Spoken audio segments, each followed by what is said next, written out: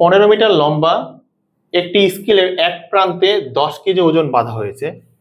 একই প্রান্ত থেকে স্কেলের দৈর্ঘ্যের 2:3 অনুপাতে একটি পেরেক লাগানো আছে। অপর প্রান্তে কত কেজি ওজন দিলে স্কেলের ভারসাম্য ঠিক থাকবে? তাহলে এখানে দেখেন যে এক পাশে ওজন দেওয়া আছে 10 কেজি এবং এই পাশের অনুপাতটা 3 অনুপাতে আছে।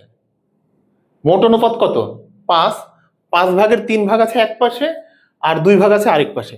তাহলে দেখেন আমরা স্কেলটা আঁকাই, যেমন মনে করেন এটা একটা স্কেল বা দাড়িপাল্লা যাই বলি না কেন, এটা একটা স্কেল। এ পাশে যে ওজনটা আছে আর এ পাশে আরেকটা ওজন থাকবে, দুই পাশে দুইটা ওজন থাকবে। আর এখানে একটা ভারসাম্য আছে, কত ইস্টু কততে? 3:2। তাহলে এখানে দেখেন 3:2। আমার এখানে এদিকে আছে 3 আর এদিকে কত? 2। 3:2। আর এই পাশের ওজন কত কেজি? 10 কেজি। তাহলে এই পাশে ওজন কত দিলে এখানে ভারসাম্য ঠিক থাকবে, মানে এই পাশের ওজন আর এই পাশের ওজন সমান সমান থাকবে।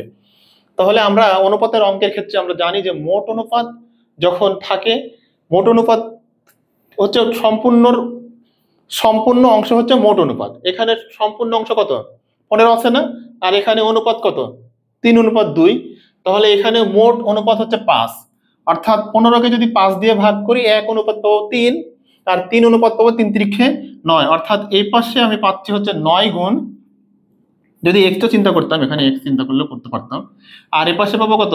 3 দুগুণে 6 গুণ। তাহলে এটা গুণ করেন, 9 আর 10 গুণ করলে কত? 9 10 90। তাহলে এই পাশের ওজন আর দূরত্ব দুইটা মিলে কত? 9 10 90। আর ওই পাশেও তাহলে আমাকে কি করতে হবে? 9 10 90 করতে হবে।